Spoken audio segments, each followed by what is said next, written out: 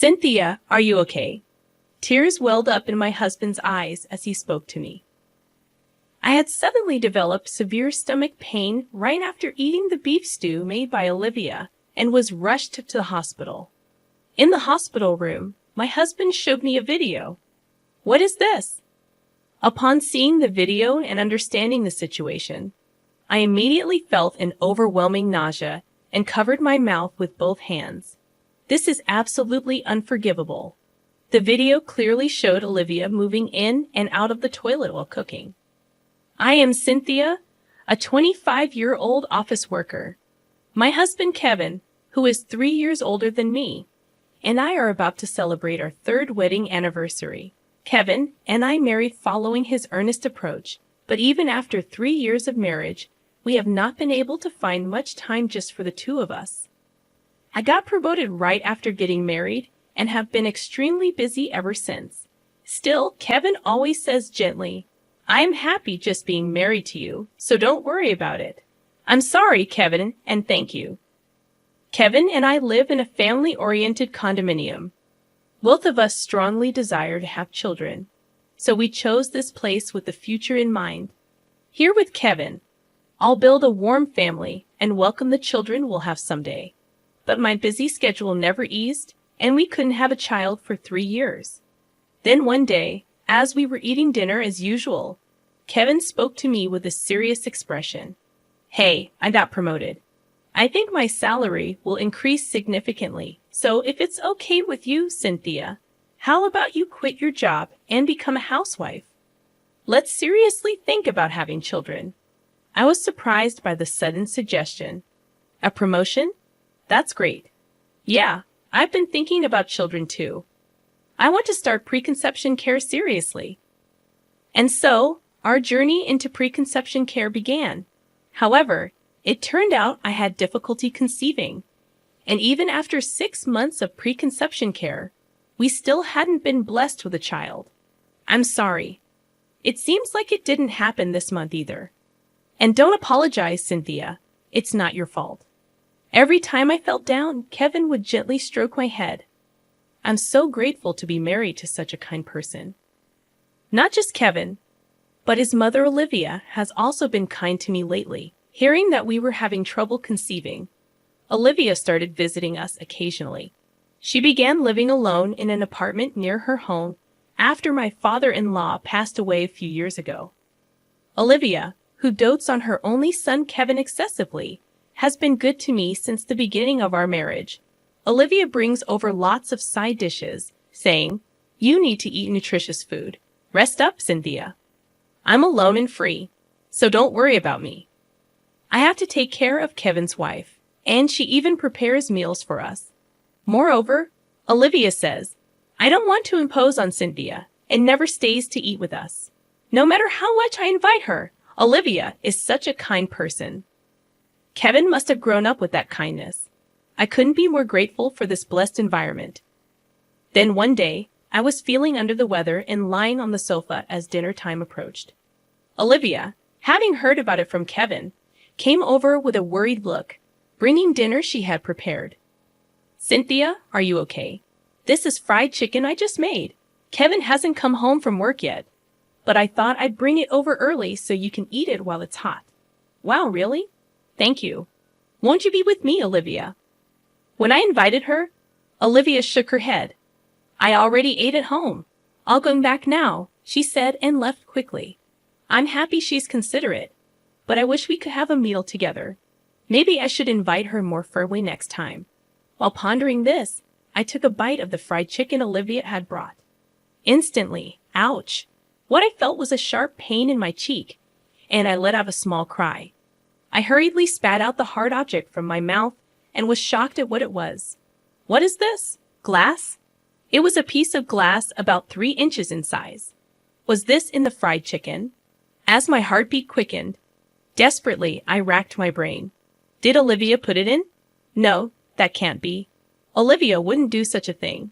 Maybe she broke some dishware nearby, and it got mixed in with the batter. Yes, that must be it. Thinking that the kind Olivia could never do something so malicious, I decided not to worry too much about it. despite feeling a little uneasy. Telling her there was glass in the dish made would surely shock her, so I decided not to mention it to either Olivia or Kevin. A week passed, and my health did not improve. Hearing this, Olivia began bringing over dishes almost daily. However, since then, I frequently found foreign objects in the dishes. Hair in the hamburger, bugs in the chili con carne, and it always happened when Olivia brought over dishes just for me before Kevin returned from work. It couldn't be a coincidence, could it? Alarmed, I decided to talk to Kevin. You know, I'm hesitant to say this, but sometimes there are things like glass shards or bugs in the dishes Olivia brings over. It only happens when she brings dishes just for me. At first, I thought it was a coincidence, but it's happening too often. Kevin looked utterly surprised as I spoke. Mom, she seems to like you, Cynthia, and doesn't look like someone who would harass. But now that you mention it, she's been complaining about her forgetfulness lately. Could she have started developing dementia? Saying this, Kevin seemed lost in thought. I like Olivia too and don't want to suspect her. But it's scary since it involves food. I've been feeling unwell lately, which makes me even more worried. Yes, I had been feeling unwell since then. Feeling unwell. Haven't you been late on your period this month? Could it be that you're pregnant? Kevin's words made me realize. That's true. I'll go to the hospital tomorrow. Saying this, I was visibly unsettled, and Kevin gently stroked my head. I'll talk to Mom about it tomorrow. I have the day off. If she really might have dementia, we need to think about what to do. Don't worry, Cynthia, okay? Thank you, Kevin. So I left the matter with Olivia to Kevin and decided to visit the hospital the next day. The delay in your period hasn't been long enough to confirm pregnancy yet, but your symptoms are similar to early pregnancy nausea. Please take care not to strain your body too much, said the doctor at the hospital. I returned home, my heart fluttering with hope. I might be pregnant. If that's true, it's finally happening, though it wasn't confirmed yet. I was somewhat elated, unaware of what was to come next. When I got home, Kevin was sitting on the sofa with a troubled look. Mom might be starting to develop dementia. She doesn't remember anything about the foreign objects in the dishes.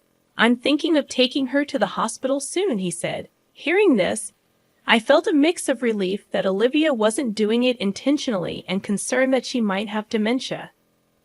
I installed a caregiving monitoring camera at Mom's house today. This way, we can respond immediately if anything happens to her, Kevin continued. That's good to hear. It eases my mind a bit. I'm mostly at home, so I'll try to keep an eye on it as much as I can, I replied. I missed the chance to tell Kevin about the possibility of being pregnant as I saw him looking downhearted about Olivia. Well, it's not confirmed yet. It's better to report it once I'm sure, I thought. Then, the next day at noon, the doorbell rang. When I looked through the monitor, there was Olivia standing at the front door, holding a large pot. What are you doing with such a big pot? I hurriedly went to greet her. Olivia looked down apologetically. Cynthia, I heard everything from Kevin about foreign objects mixed in dishes. I don't know how to apologize, she said. It's okay. It wasn't intentional, and I noticed everything before swallowing. So there's no harm done to my body. Please don't be too hard on yourself, I reassured her. As I said this, I thought I saw Olivia's eyebrows twitch slightly. I made this beef stew as an apology. You haven't had your period, right? In case you're pregnant, you need to eat nutritious food. I put lots of healthy ingredients in it, so eat up, Olivia said, handing me the pot. Wait, how did you know I haven't had my period? Did Kevin tell you? I asked. Ah, yes, that's right. Kevin sent me a message about it yesterday. Olivia replied hurriedly, almost as if she was in a rush. Thank you, I said, feeling uneasy as Olivia left. I placed the pot Olivia gave me in the kitchen and served myself some beef stew. It was just about lunchtime, so I thought it was a good time to eat. As I sat down and tasted the beef stew, I noticed an indescribably unpleasant flavor. What's this? Could it be a mistake in the seasoning? I wondered. But I couldn't just throw away the beef stew Olivia had made, so I managed to finish the serving I had dished up. However, by then, the strange taste of the stew had made me feel quite ill. As I was washing the dishes, suddenly I felt a sharp pain in my stomach and doubled over on the spot. What is this? Could the beef stew have been spoiled? The pain intensified over time, and I broke out in a cold sweat. Unable to endure it any longer, I called an ambulance with trembling hands. Then I lost consciousness. When I woke up, I saw the stark white ceiling of the hospital. Where am I? Oh, I remember now. My stomach hurt in a daze. I gently rubbed my stomach. It seemed I had already been treated as the pain had subsided. Then, a nurse entered the room. "Oh, you're awake. I'll get the doctor right away," she said with a smile and quickly returned with the doctor. "Cynthia, how are you feeling? Did you eat something bad before the stomach pain started?" A gentle-looking male doctor asked me in a calm tone. "Just before. I ate beef stew made by my mother-in-law, Olivia. It tasted a bit off, so maybe it was spoiled," I replied. As I pondered and spoke, the doctor nodded while listening.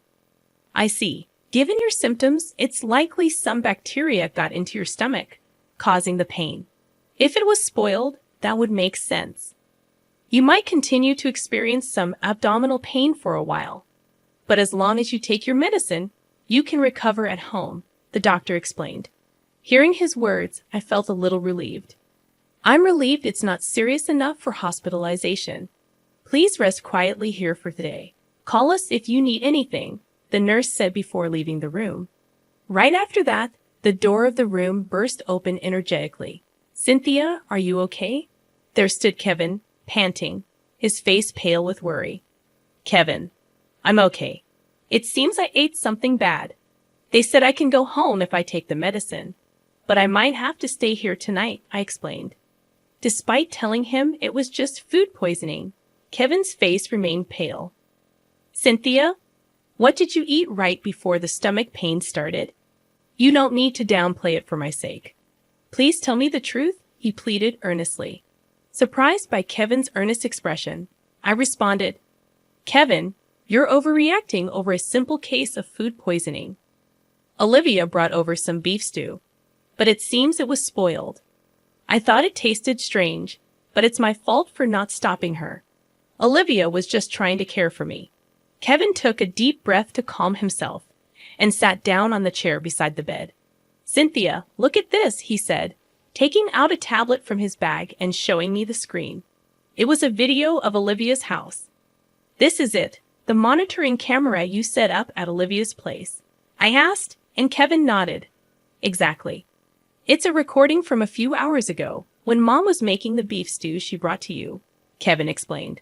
Sure enough, Olivia was seen in her kitchen preparing beef stew. There was nothing unusual at first glance. After finishing, Olivia untied her apron and went into the bathroom. "Kevin, what is this supposed to mean?" I asked, bewildered. Just as I was about to ask, what appeared next on the screen left me speechless. Olivia came back from the bathroom holding a plastic container, then went back into the bathroom again.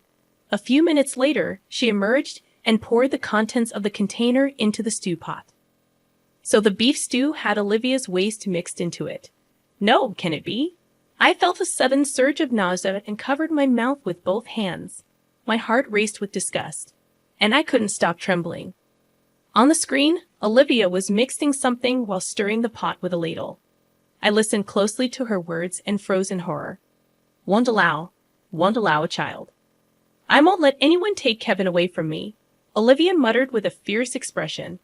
I was too terrified to speak, only able to shiver. Kevin held me tightly. "I'm sorry, Cynthia. I know this is shocking. When I heard you were staying in the hospital, I went home to get some things and saw Mom's pot in our kitchen. I feared she might have put something strange in it again. When I checked the camera footage, this is what I found."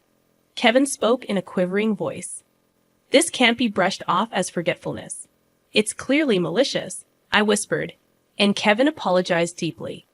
"I'm so sorry, Cynthia. I understand if you want a divorce after this."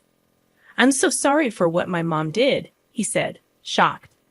I shook my head in disbelief. Stop it, Kevin. It's not your fault, I spoke in a panic. The door to the hospital room opened with a noise. Kevin, what are you doing? Came Olivia's voice, voicing her surprise as she entered the hospital room. Olivia, the Olivia I had adored until just a moment ago, now seemed so terrifying. I was so scared of Olivia that I couldn't utter a word. Meanwhile, Kevin, without hesitation, approached Olivia as soon as he saw her. Mom, what have you done? He grabbed Olivia's shoulders and shouted loudly. Startled by the sudden confrontation, Olivia's eyes widened. What? What are you talking about? What did I do? She exclaimed, shocked. Don't play dumb. What did you feed Cynthia? Kevin's words were firm. Olivia's expression twitched. Oh no, did I make something strange again? I'm sorry, Cynthia. I'm becoming forgetful lately. Olivia tried to pass it off with a smile. However, Kevin thrust the tablet screen in front of Olivia. It's all recorded here, Mom. Why? Why did you do this? Kevin confronted Olivia with a voice deep with anger. Unable to say anything in return, Olivia just looked down silently. Olivia, did you do all that on purpose? I managed to ask with a trembling voice. Olivia then glared at me with hatred. Yes, it was on purpose. I thought you might be pregnant after hearing about your continued illness. A child with Kevin. I could never allow that. Olivia's face was filled with malice, but I didn't back down. After being so kind to me all this time, why suddenly? If I did something wrong, please tell me, I said, gripping the sheets tightly. Olivia sneered at my desperate expression. Oh, Cynthia, I never liked you. I resented you for taking away my precious only son, but I had to be kind to avoid being disliked by Kevin. Olivia's words sent chills down my spine. But enough was enough. I had always believed in Olivia. I loved her, convinced she wasn't the kind of person to be malicious. But now enough is enough. I felt something inside me go cold. Olivia's revelation shook me to my core. Kevin seemed too drained to be angry anymore. I addressed Olivia with a cold voice, cutting through the air with sternness. Olivia, what you did is a crime. Deliberately contaminating food and planting a listening device in someone's house. Once I recover, I will pursue legal action. Don't think you can get away with this, I declared, surprisingly calm amidst the turmoil of emotions. The anger and fear towards Olivia, the sadness of being betrayed, it all seemed irrelevant now. I feel nothing towards you anymore. Right now, all I want is to be away from someone like you as soon as possible. I will hire a lawyer, so communicate through them from now on, I continued, unmoved by Olivia's shocked expression. Wait a minute, a crime? Am I going to be arrested? It's ridiculous to sue me for this. What do you mean? Olivia's eyes widened in disbelief, trying to downplay her actions. Your actions have caused real harm to my body. There's evidence.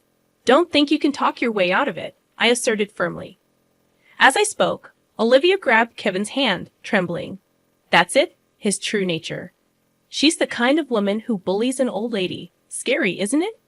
I did everything thinking of you, Kevin. You understand, don't you? Olivia appealed with a seemingly gentle smile, but Kevin's response was firm. What are you talking about? The scary one is you, Mom. And what you did wasn't for me. It was all for yourself. You hurt someone important to me for your own sake. I never want to have anything to do with you again.